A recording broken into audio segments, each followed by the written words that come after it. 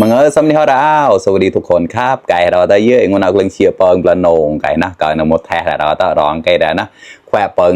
กลอยจังเจ้าเนี่ยนะเอาปดเดียดาวกันนะเนี่ยเดินได้เห็นเลยนะแล้วตอนที่ก่อนน้องแควปูไก่โสดสิเราแต่นะฮารอกมัวบางวันเอาก็ที่แควได้ได้คือเชียร์นับจะนั่นนะในมหันยังบ่เราแต่เต้นนำพัตนนะแกงเชียร์มันก็เนี่ยนำพัตนนะแต่ตอนที่เคลอดก่อนนะใหญ่ๆนะวันนี้มากินข้าวเหมือนเดิมนะครับเพื่อนๆมาเลยครับวันนี้แกงเครื่องในหมูครับแกงฮังเลเครื่องในหมูครับเนี่ยต้มไว้ร้อนๆแกงไว้ร้อนๆได้นะครับแล้วก็มีแกงใบส้มปล่อยได้นะครับหรือว่ายอดส้มปล่อยนะครับมีผักมานิดหน่อยครับมากินด้วยกันครับแล้วก็นี่คือลูกเนียงนะครับเอาไปต้มก่อนนะครับ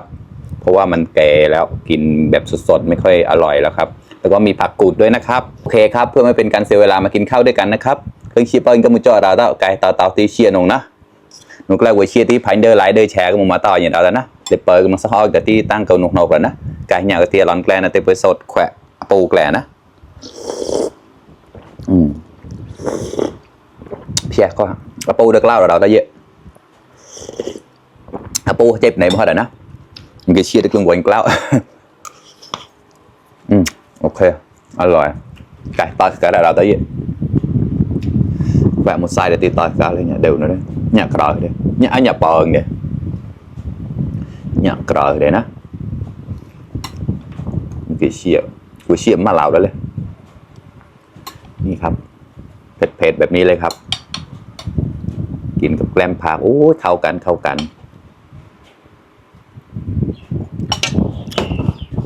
มีทั้งไส้อ่อนแล้วก็ไส้ใหญ่นะครับในมันซ้ำปองนกปองดีๆเอาแต่นะ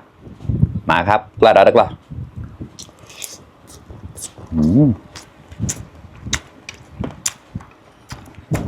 ข้อแล้วเรามาก่อนอร่อยมาก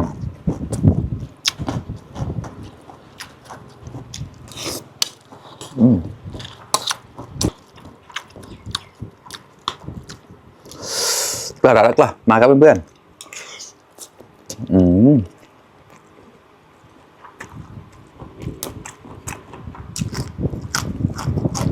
น้ำข้าวต้ม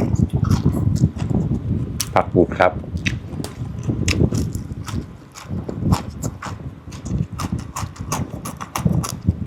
แบบ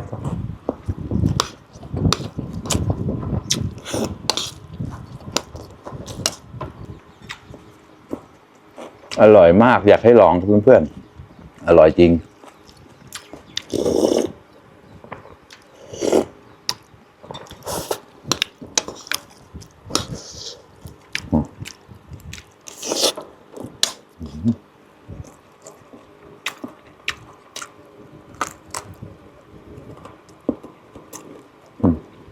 บอกครับ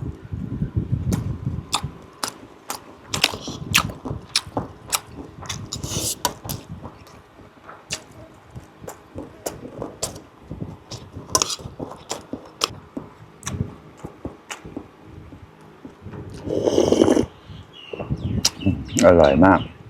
เข้ากันนะเดี๋ยวต่อก็เดี๋ยวอ่อนมีดิน้ำเพียบ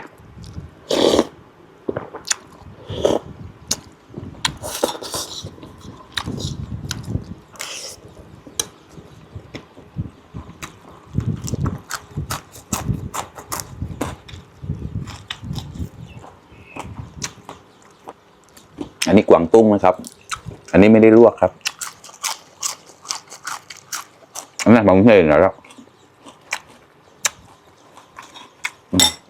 คุยบอกเลยกูนะอยากจะจินใจ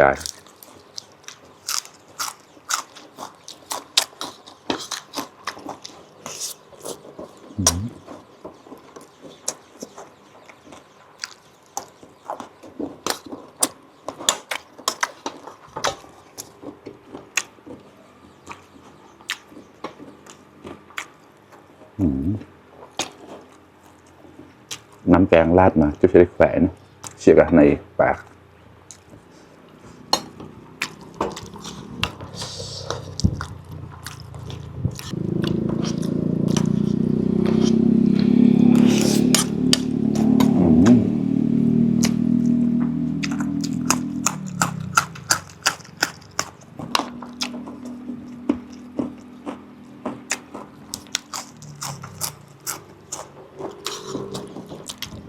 khoe nào phải chọt là đó cha đơn với tôi thì chỉ bằng che để làm chỉ khoe nào vừa khoe bằng lâu để nó thế cái chia đều tục và mẹ cả đơn chia khoác lại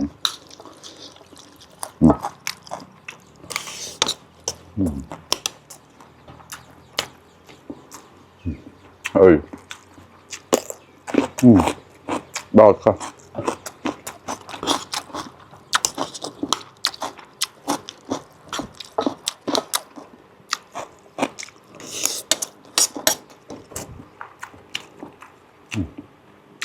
มันได้นอกกระบอกนู้นนะอันนั้นโตน่ะแล้ว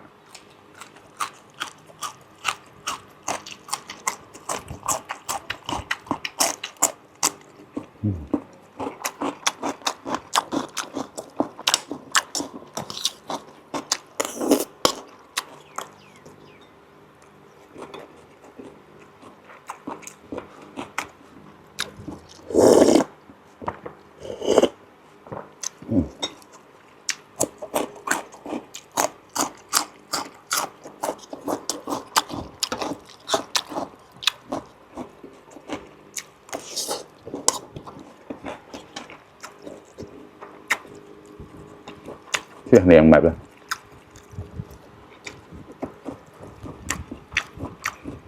นี่เปลือกครับทั้งหมดเลย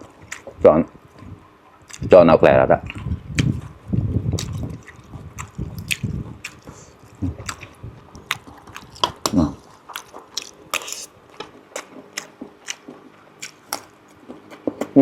ใส่ข้าว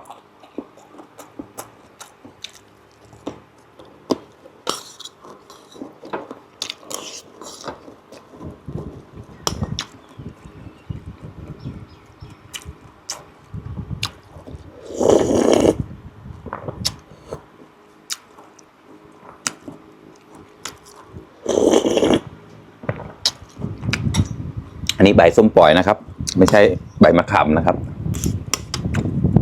xây mà ngồi nhịp tam này hiệp xiệp bông bằng lào nó bông bằng lào xiềng vẽ phủ khó lâu này đó chạy mà sao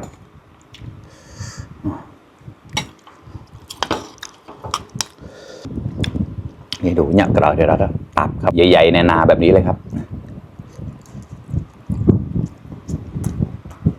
ดีมาก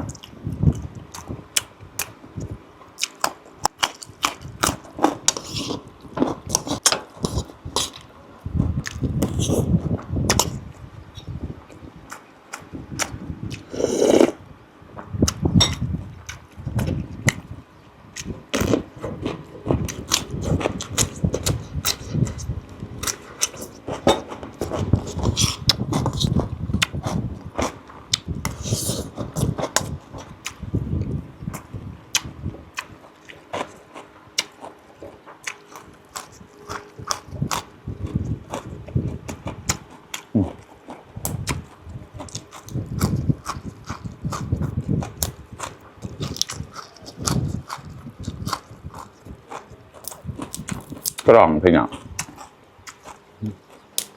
ไอ้กล่องกลายเป็นหนา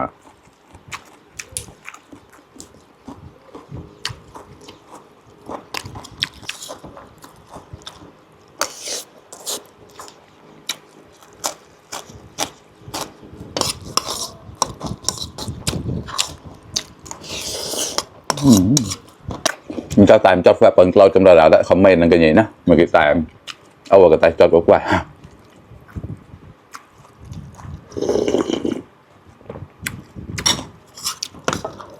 ลองตายแล้วพี่เราตัววนเกินเราแล้วนะ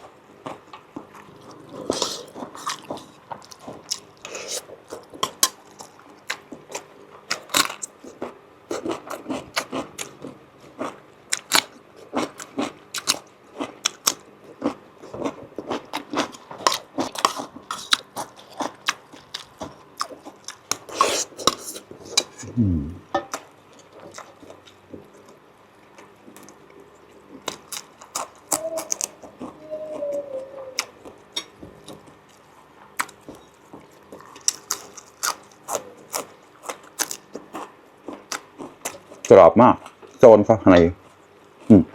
มันเห็นนะ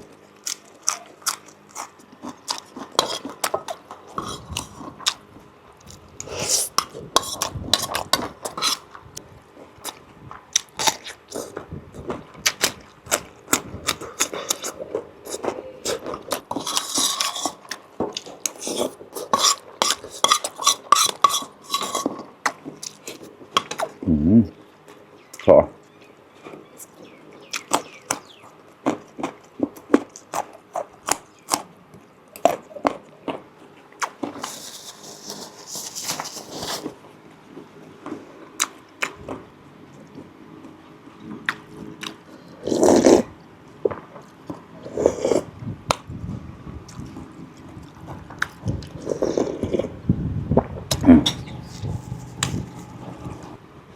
โอเคครับเพื่อนๆอิ่มอีก1 มื้อแล้วครับอร่อยมากๆครับ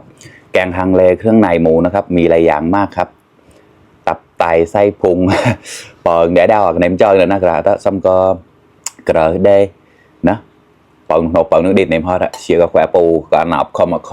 ขอบคุณเพื่อนๆที่เข้ามารับชมทุกคนนะครับฝากเป็นกำลังใจให้ด้วยนะครับให้ด้วยไลค์ด้วยแชร์นะเราต่อแต่นำมูชีพลันติมังจะมอยเปิดอย่างนะเดี๋ยวก็มาสอดสมอดก็ตั้งคืนดาวบ๊ายบาย